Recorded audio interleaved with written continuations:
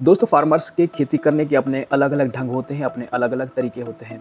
और हर खेती के लिए दोस्तों फर्टिलाइजर्स यानी कि खाद की ज़रूरत होती है किसी भी क्रॉप को बढ़ने और उससे प्रॉपर यील्ड लेने के लिए। हम जो हमारे केमिकल फर्टिलाइजर्स हैं उनका जनरली यूज करते हैं अपनी खेती को फास्ट करने के लिए।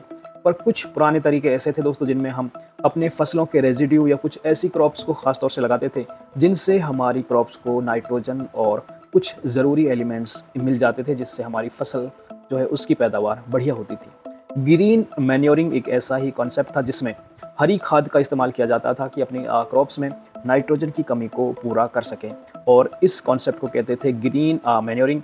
ये दोस्तों कुछ ऐसी क्रॉप्स होती थी जो फास्ट ग्रोइंग क्रॉप्स होती हैं। ये ग्रीन मैन्योरिंग में यूज होने वाली फसलों के फीचर्स हैं कि इसमें जो भी फसल आप इस्तेमाल करें उनकी जो ग्रोइंग हैबिट है वो फास्ट होनी चाहिए, यानी कि वो फास्ट ग्रोइंग क्रॉप्स होनी चाहिए। जैसे कि लेग्यूमिनस क्रॉप्स होती हैं, दलहनी जो क्रॉप होती हैं, उसके बाद इन्हें हम सॉइल में इनकॉर्पोरेट कर देते थे कि ताकि उससे हमारे सॉइल की फर्टिलिटी बेहतर बनी रहे। कुछ क्रॉप्स का अगर मैं यहाँ पे जिक्र करना चाहूँ तो ढैंचा इनमें से एक मेन क्रॉप है, जिसे हम अपने जो मेन फसल होती है उससे पहले लगभग 30 से 40 दिन पहले अपनी फील्ड में ब्रॉडकास्ट करते हैं। जब उसकी वेजिटेटिव ग्रोथ हो चुकी हो उसके बाद उसे फिर से अपनी ज़मीन में इनकॉर्पोरेट कर देते हैं, मिक्सअप कर देते हैं। सनहेम्प जो एक क्रॉप है ये भी ग्रीन मैन्योर्स की तरह इस्तेमाल की जाती है।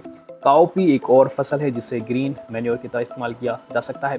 इसके अलावा दोस्तों ग्वार जिसे क्लस्टर बीन कहा जाता है, इसे भी ग्रीन मैन्योर क्रॉप की तरह इस्तेमाल किया जाता है। ग्रीन ग्राम जिसे मूंग भी कहा जाता है, इसे भी ग्रीन मैन्योर क्रॉप की तरह इस्तेमाल किया जा सकता है। अगर बात करें कि ग्रीन मैन्योर क्रॉप्स के बेनिफिट्स हमारी फसलों पे क्या होते हैं, तो ये हमारी सॉइल में नाइट्रोजन कंटेंट को तो बढ़ाता ही है, साथ ही साथ हमारी मिट्टी का जो स्ट्रक्चर होता है उसे प्रॉपर बनाता है। और ख़ासतौर से एरेशन जो होता है, हवा का जो मूवमेंट होता है, जो हवा का सॉइल के साथ मूवमेंट होता है, उसे बेहतर बनाता है, यानी कि एरेशन को बेहतर करता है। इसके अलावा सॉइल में ऑर्गेनिक मैटर को बढ़ाता है, इरोजन और वीड ग्रोथ को कंट्रोल करता है। इसके अलावा दोस्तों सॉइल में मॉइस्चर रिटेंशन, यानी कि सॉइल में मॉइस्चर बना रहता है क्योंकि हमारा ऑर्गेनिक कार्बन की जो कंसंट्रेशन है वो बढ़ चुकी है।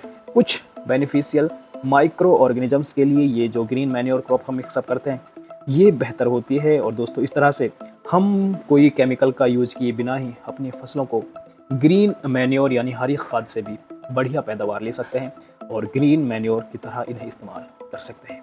धन्यवाद।